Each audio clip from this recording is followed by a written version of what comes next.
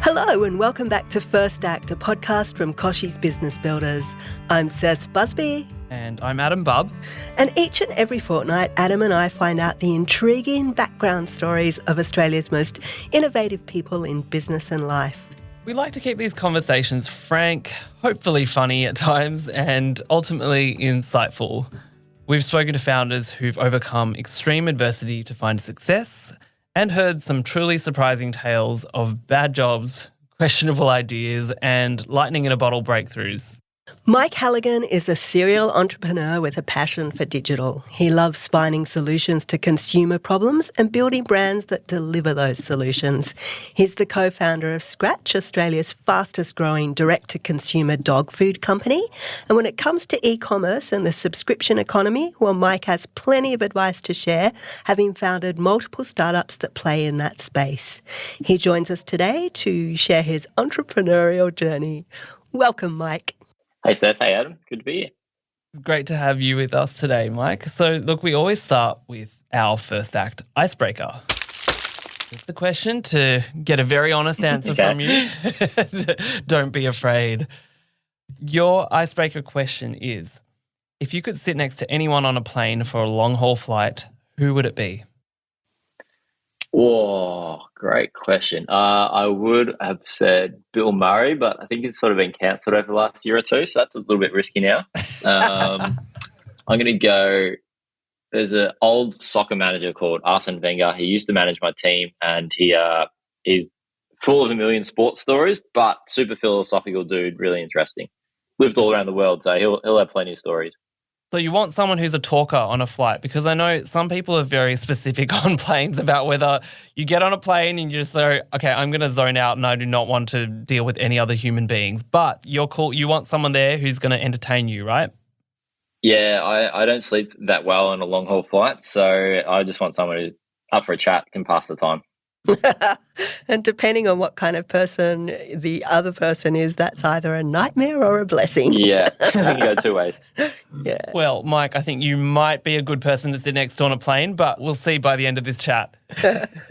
So now, Mike, did entrepreneurship play much of a role in your life when you were growing up? Were you like the kid with lots of schemes and ideas? Like, what's your earliest kind of entrepreneurial memory? Yeah, I grew up with my dad's business in my house. So I was sort of like surrounded by business, I guess. And I started doing some work for him when I was about 10. And so, yeah, I was kind of like brought up to be either an employee, either like a workhorse employee or someone who just, you know, was surrounded by business and ideas and, you know, the good and bad stresses of running a business. So I remember like when I was probably like 7 or 8, I made a fake business in my house, like emulating my dad almost. It was called Puto Products. We would basically pretend we were selling all my dad's business equipment. So that was like the first little taste of entrepreneurship. Didn't make a sale, but had a bit of fun and made some business cards and all sorts of things. I reckon like using word art at the time. So it'd be crazy to see the amount of business owners now who grew up with parents who are business owners too, because I reckon it's just something that's sort of indoctrinated into. So what did the PUDO, was that what you said? What did that stand for? It was sort of like probably like a kid version of computer. Puto. Oh. Computers, I reckon, turned into Puto. I reckon it's a genius name. So, yeah, if no one's used it, then maybe that's my next thing. Well, look, obviously you've been involved in several startups since Puto. Scratch is your latest, but we'll get to that a little later in the podcast. Now, when did you realise, though, that entrepreneurship was going to be a path that was going to, you know, that was something for you? I think when I was about 16, 17, kind of approaching the end of high school, and you start getting the career counsellors who are, you know, talking about what uni course you want to do, and you're trying to like work out, oh, what do I want to do out of high school? And at that time, all I really wanted to do was travel, but you know, travel is pretty expensive for a kid who's not really working that much and doesn't have a bank account. So I was talking to my dad about it, and he suggested, why don't you sell something, you know? And basically at the time he was doing a lot of work in Brazil and had a few contacts with people who were in kind of like leather goods manufacturing.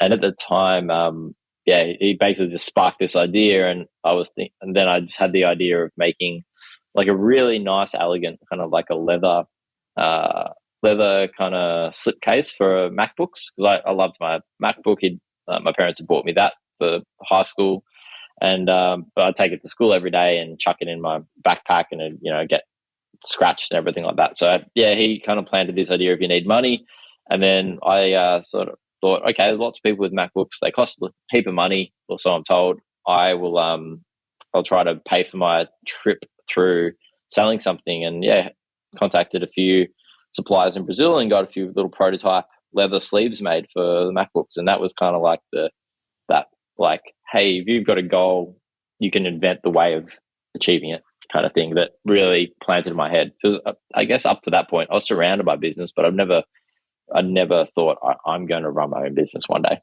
You do make it sound very simple, though. I contacted a few suppliers in Brazil. I got some prototypes made. By that, it probably means my dad contacted them, and then I pretended that it was me writing the email. So, what did you learn from that very first foray into entrepreneurship? One, that it was possible, but two, that it was very hard. The business ultimately didn't get off the ground, though I did make a website and worked out PayPal payment buttons and everything. The product I was getting back, just the back and forth and the language barriers, so it was all taking ages, and I didn't think the quality was ultimately that good. I was this 16, 17-year-old who cared about the quality of the outcome a lot, didn't want to sell crap, and didn't think I would be able to sell crap. But the suppliers, getting them on board to the same level of quality that I saw when I was, a kid, barely able to articulate myself in English, let alone Portuguese, that proved pretty tough. So I sort of learned that, yes, it's possible, but all right, choose your battles. Just because you've got an idea doesn't mean it's going to be easy to execute, or even that it's going to be worth it. So it kind of just opened my mind to being critical of evaluating what of all the things you can do, what should you do. Mm.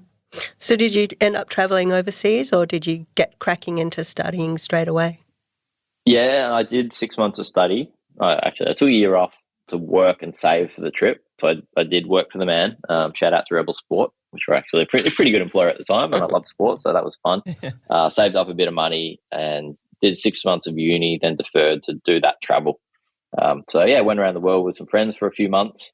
Ultimately, I wasn't able to save that much money from working.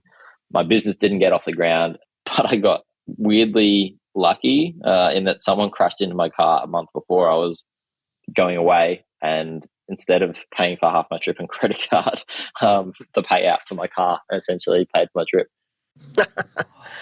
That's pretty cool. Not for your poor car. Your car was decimated, car, no. but yeah, all I cared about was traveling at that point, so I was okay with it. Yeah. So a bit further down the track, you studied entrepreneurship at RMIT. So is entrepreneurship something that can be learned, and what kind of tangible skills did you learn whilst you were there? Yeah, I don't know if I can teach this, that spark, or that, that seeing opportunity and self-belief, and that you can pursue something that doesn't exist yet. I don't know if we can teach that, but we can definitely teach some of, how to execute on that.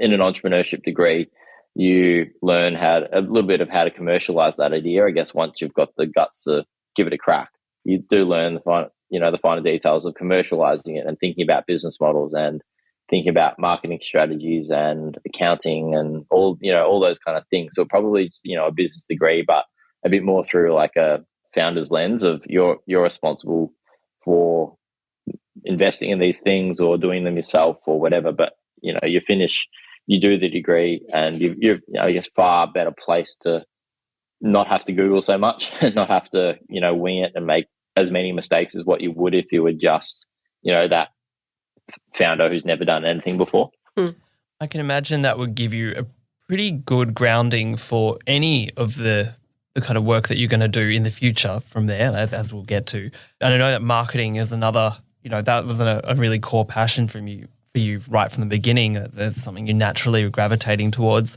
What kind of sparked that interest in how to market a brand? I think it was being a shy kid who saw marketing as a way of being able to articulate beliefs or make people feel something. And I'm probably, at the time being a teenager, like you're always, I guess, you're struggling to know yourself, let alone be that eloquent and in communicating all the things you feel. And a brand was like a really good, I guess, way to do that. It was a way of expressing myself and playing around with, being creative, but also personal at the same time. Because, brands are things that can speak to people. They can incite you to feel a certain way or challenge you to see the world or a thing differently. And I always just found that really, really exciting. And, then from an intellectual point of view, marketing is so complex and building a brand is so complex, particularly as you get bigger and trying to make something that lasts and can grow and, has lots of competitors and media channels and stuff like that. So there's just, I was always curious about learning. I loved learning, and marketing, it's always constantly evolving. It's always something to improve on or perfect or to get better at. And it's often very subjective too. So it's for someone who's curious and likes how people think. It's a really interesting profession. You started your own company, Engage Marketing. It was a side hustle originally. When did you realize it was something more than that? And what kind of was the impetus to take the leap and quit your day job? Basically, I was doing it whilst I was at university studying entrepreneurship. And I kind of hit this point where I'm like, okay, it's paying, enough of my bills. I'm just about able to go out on the weekend, and save for the next trip and stuff like that. So it was kind of like, getting me as much money as my friends working their jobs. But I felt like I was learning more than actually in the real world, working with business owners and essentially learning what they were good at and what problems they had and everything. I was actually getting more out of that than the entrepreneurship course. So I ended up dropping out in true entrepreneurship style, dropping out and just focusing on growing that business. And I guess in doing that, that took on like another world. So it started out as marketing consulting, writing marketing plans and meeting with people and talking about ideas and getting them promotion and working on big ideas and PR strategies and whatnot, all the things that small businesses trying to grow wanted. Then it turned into a bit more of the digital stuff. So the more I worked with people and then had time to listen to what they wanted or what challenges they had outside of marketing promotion, that led them into this world of a changing digital environment. So blogging was really popular at the time, and content marketing and SEO and things like that. So I sort of was able to take this extra time I was putting into the business and learn more about the strategies that were making some of these businesses really do well, or where they were seeing opportunities. And for me, I mean, when you're a consultant, you basically, people are paying you to learn in a respect, because the variety of stuff you're dealing with, and it's different every time for every business. Like one company might have paid me to write a marketing plan for them, and I'd approach it very completely differently than another company in another market, another industry. So I was just able to learn a lot through that, and get paid for it at the same time. So kind of like, looking back now, it's a thing I started when I was like 19, 20 years old, but it's so instrumental in me starting scratch, today in my mid-30s. You mentioned blogs as well, and one of the early businesses you also founded was the Blog Designer, helping people kind of develop their websites. What made you think you wanted to go into that? Because even now, not all small businesses have websites, even though they should. Like a massive percentage of them still aren't in that online space. So it was a bit pioneering that you were going to businesses saying, get a blog, put your business out there. What inspired you to do that? Yeah, I think that was really fun, but it was pure opportunism. So I just had customers of mine at Engage Marketing who were, that I had a blog, and so I'd use content marketing myself and SEO basically to get a lot of my customers. So if you search small business marketing plan or 2023 marketing strategies, my business at the time would have, had the equivalent SEO keywords and leading to a blog. And so my customers are like, oh, I saw you've got a blog. That's how I found you. It looks really good. I hear content marketing blogging is, this big thing. Can you make me a blog? So this thing I did for myself, for my own marketing, customers were wanting that as well.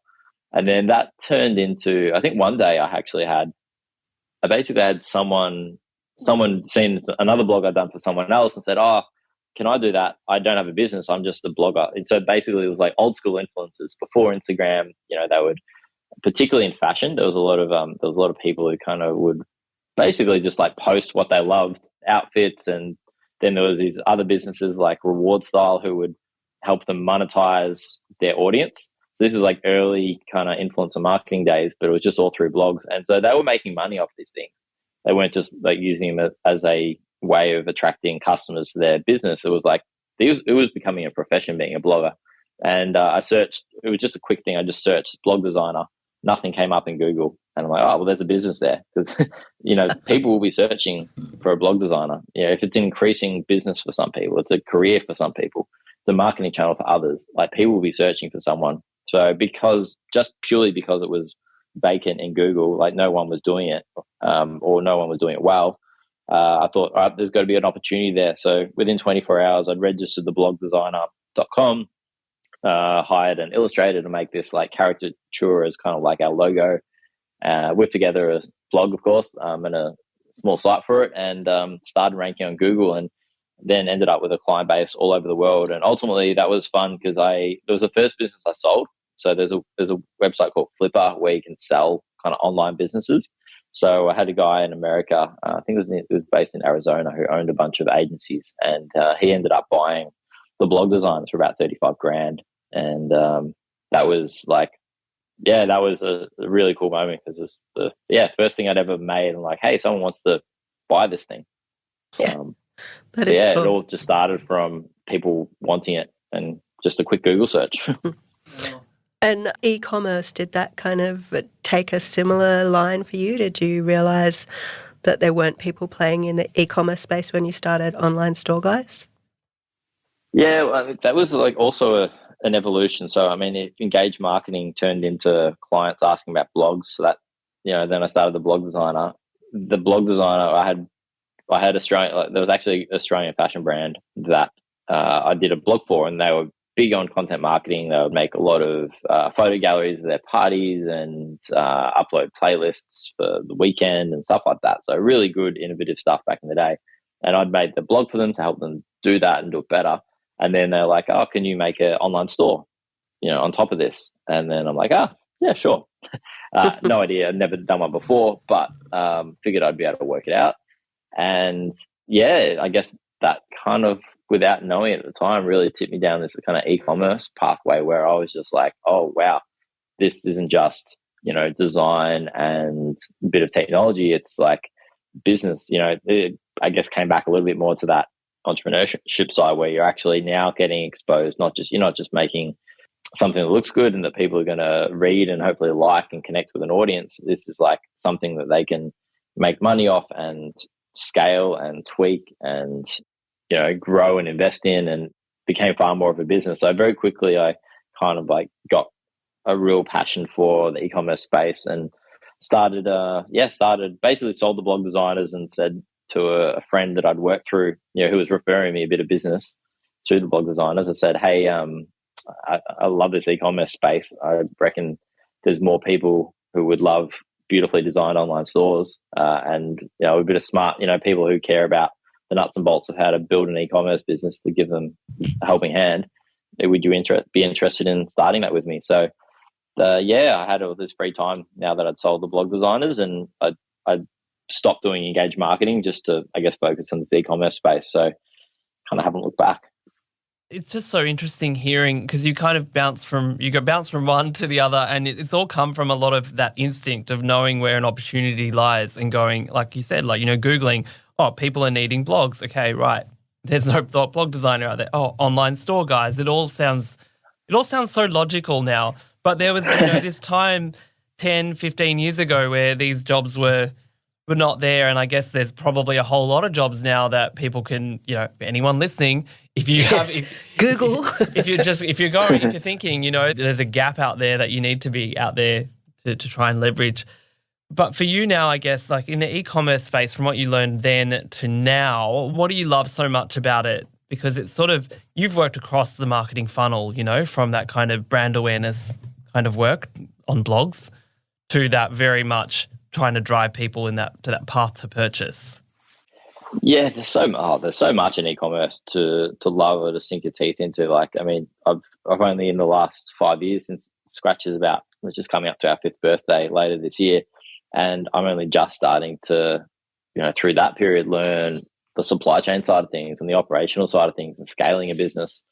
We've got over 25,000 customers around Australia that we've had join Scratch for their dog's food, and you learn as you get from 1,000 to 5,000 to 10,000 to 20, like you're learning different problems. And as you scale and as the industry evolves and you work with different partners and have scale problems, like there's always things to be learning and focusing on and improving. Like you're never done at all. And I think that's, for someone who's pretty self-motivated, who always wants, a problem to sink their teeth into, running an e-commerce brand, there's always that. It's not just like servicing the customer that rocks up and sell them that item. There's always things to be doing and growing and fixing or improving. And some of that's on the company, some of that's on the product, some of that's on marketing, and particularly marketing, because marketing channels evolve really quickly, but also how you get your first 1,000 customers is, that won't work for getting your next 10,000. So you always, that evolution from a small business to a household name, that's something we're undergoing these days.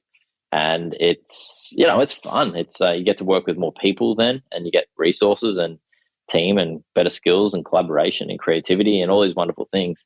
And you've got customers to learn from really quickly because you've got enough data there. So yeah, it's e-commerce. I mean, for anyone who's curious about, business and consumers, I mean, e-commerce is just like the most fun space.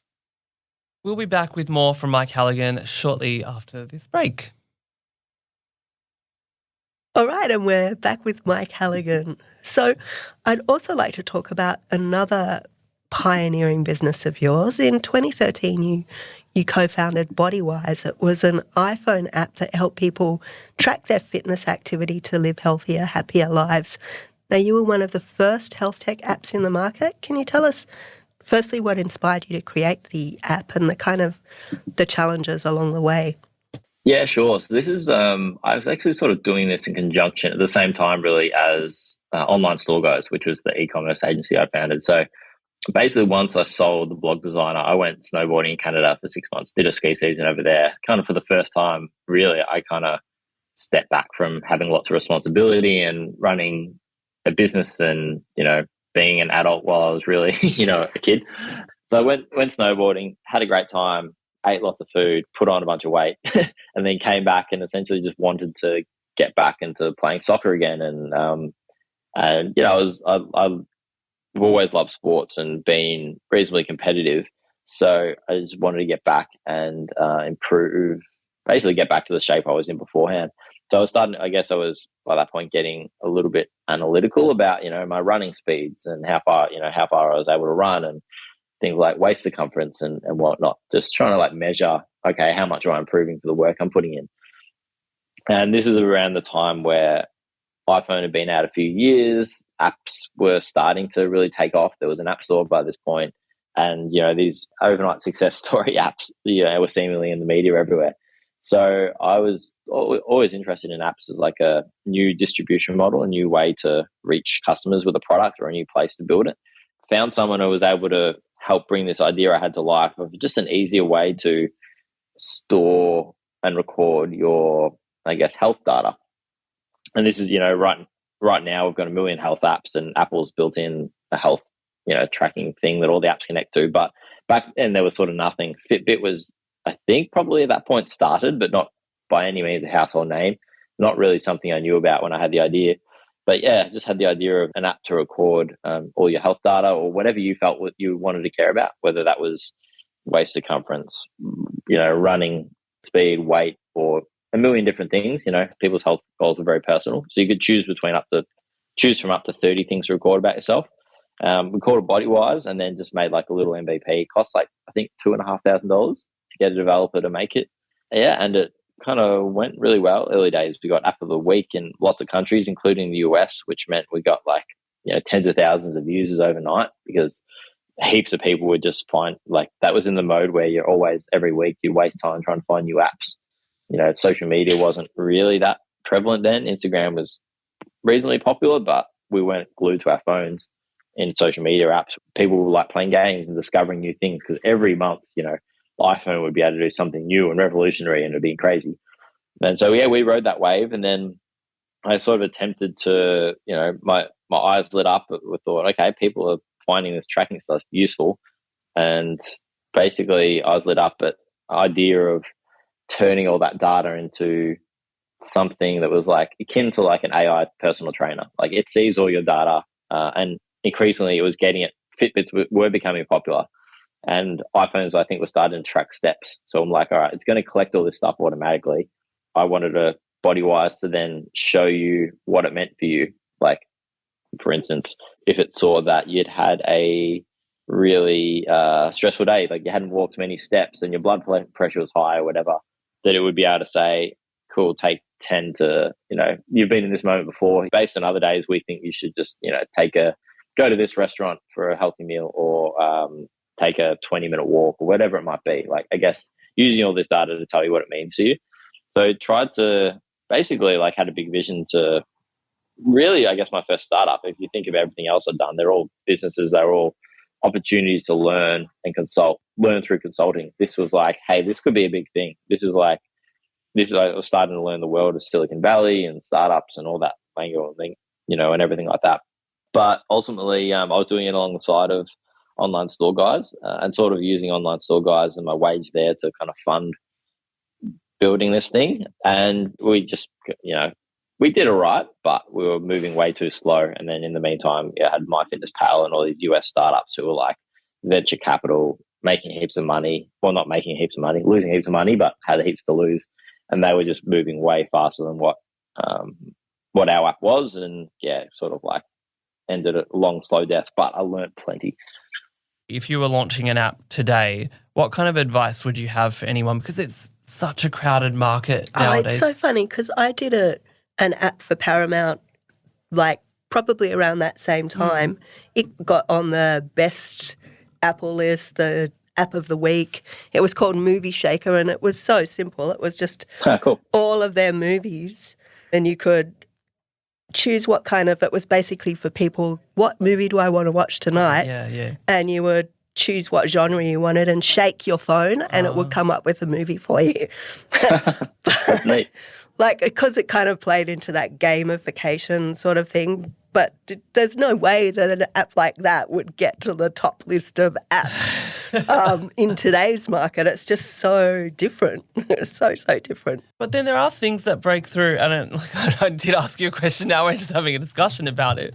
But this is one of those fun tangents we can go on. But I don't think anyone would have thought that even Wordle, which is not an app, but just was this a site, game, just even going to a traditional site like that, just for where a game is sitting on a page, that would have taken off.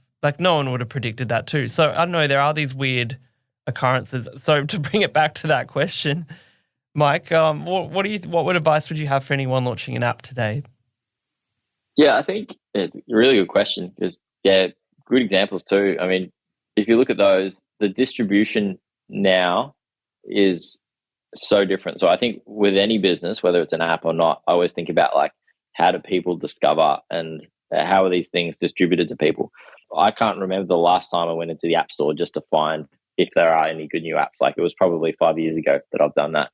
But back 10 years ago, people were doing that on a weekly, monthly basis, trying to find new things and discover new ways of doing stuff. And so your distribution there was millions of people a day searching for or looking for new things, wanting to discover new things.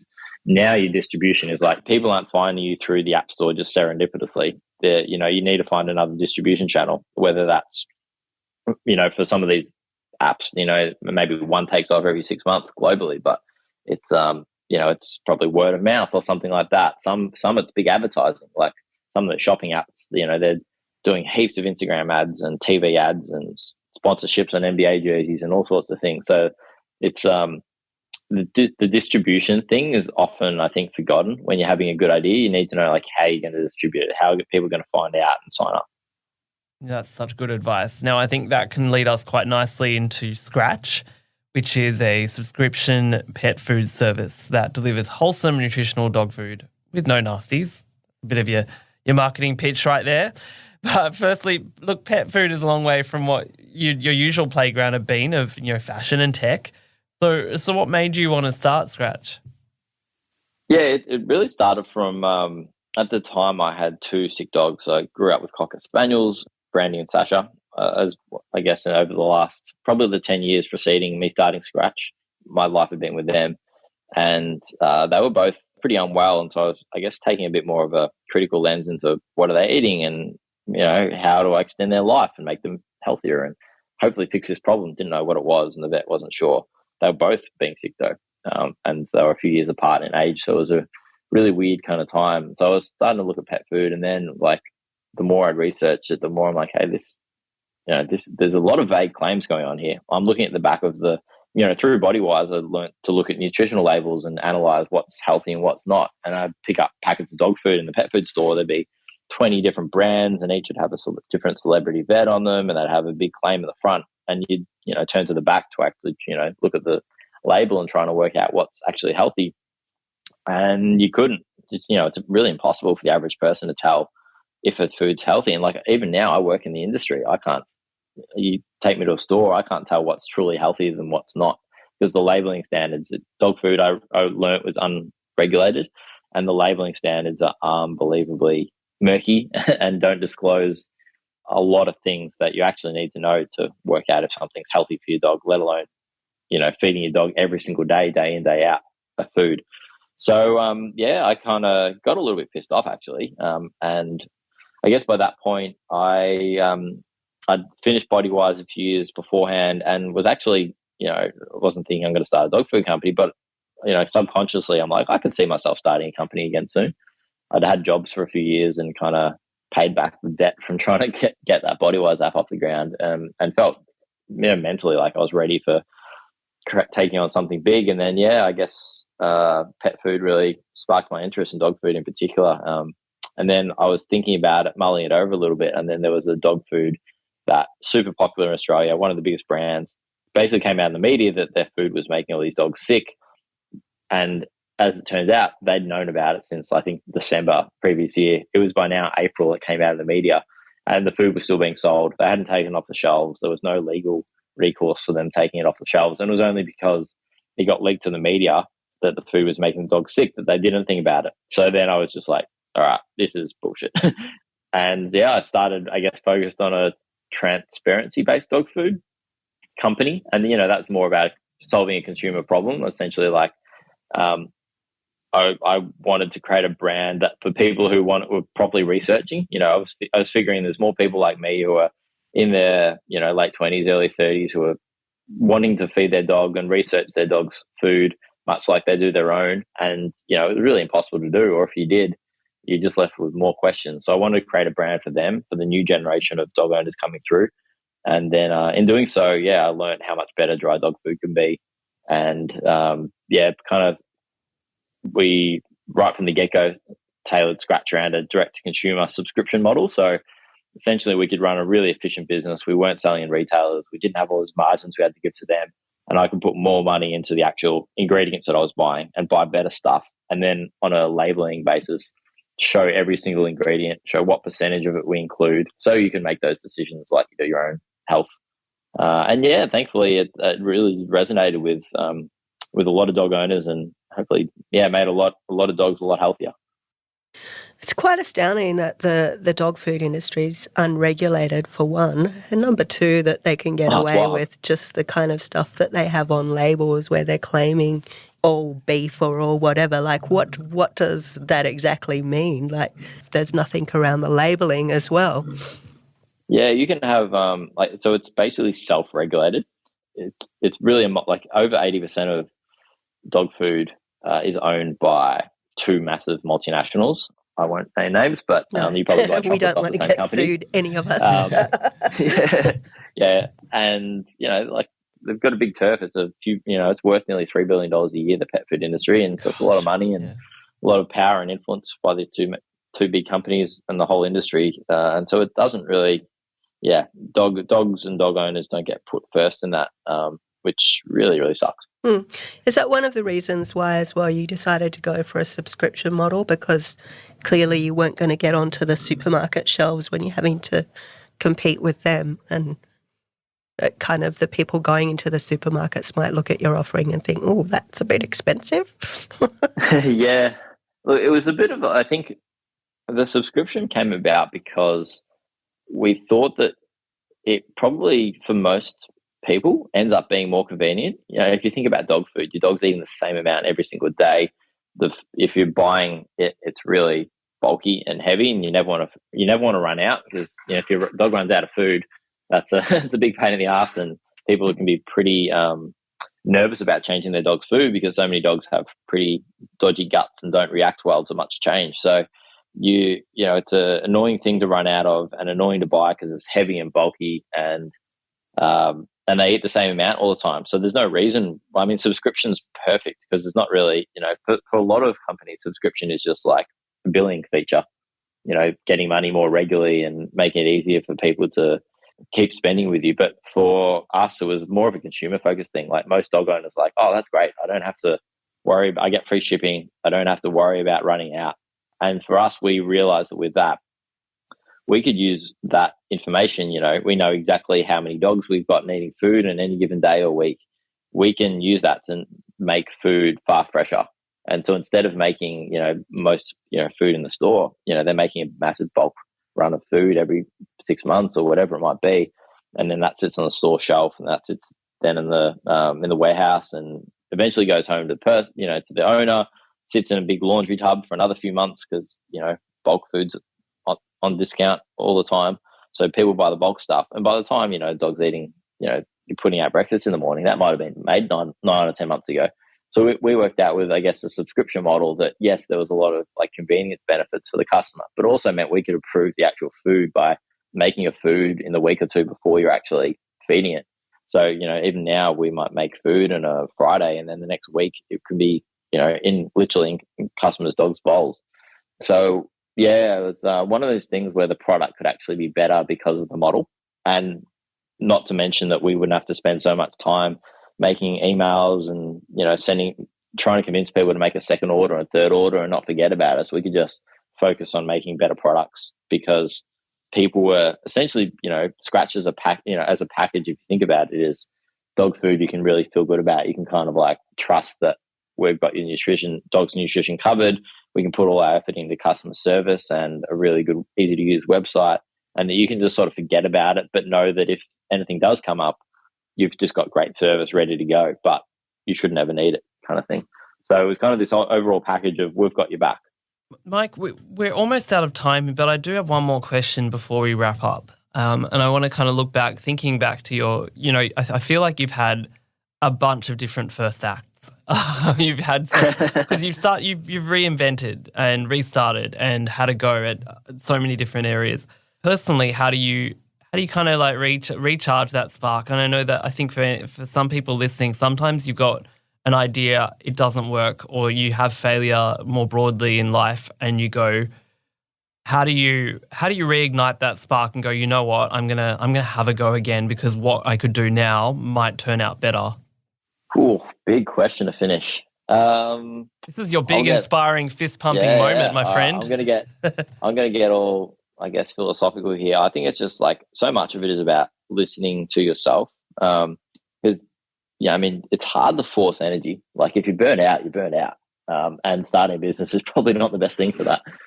So like when I finished BodyWise, I guess after selling the blog designers, I took 6 months and just was a kid in his early 20s, snowboarding and drinking and eating way too much food, for a bit. And then I came back energized and had, I guess, a spark for an idea. I didn't plan on having an idea. I wasn't searching for a business idea. I just lived, did what I needed to do at the time. And, then that energy appeared when I finally kind of saw the writing was on the wall for BodyWise. I went and got a job for a couple of years, met some great people, learnt some great stuff, got my finances in a better place again, recovered some energy, didn't have the ego of my self-perception being wrapped up in the startup that I was doing or anything like that. I just, kind of checked out for a bit. And then when I had the energy again, again, I was more, I had the energy to be receptive to ideas. And then as a result, I noticed that there was an opportunity to make a better dog food. So if I'd sort of forced my way into like thinking, I need to always be doing a business or I need to always be working an idea, I probably would have made a lot more crap ideas and probably never got around to, Scratch, which is going reasonably well now. So I think just like listening to self, not thinking that you always need to be working on the hustle and some big idea, because, often you need to be in a place to be able to execute things well when they do come up. So yeah, I think one thing I did do well was like look after myself when I was burnt out or exhausted or needing a break or needing to focus on other parts of my life, which then allowed me to kind of make the most of the ideas when they did come up. It's great advice, Mike. I'm afraid that's all we've got time for. So thank you again for joining us. We loved chatting with you and hearing about your first act. You can find out more about Mike's latest venture, Scratch, at scratchpetfood.com.au. Thank you. Awesome. Thanks, Seth. Thanks, Adam. It's great having you on. And thank you, the listeners. We've enjoyed, obviously we enjoy making this show. So, if you feel so inclined, pop us a 5-star or 4.5-star review. Whatever, no pressure, wherever you're listening to this show. And join us again in 2 weeks for another fantastic First Act conversation. Bye.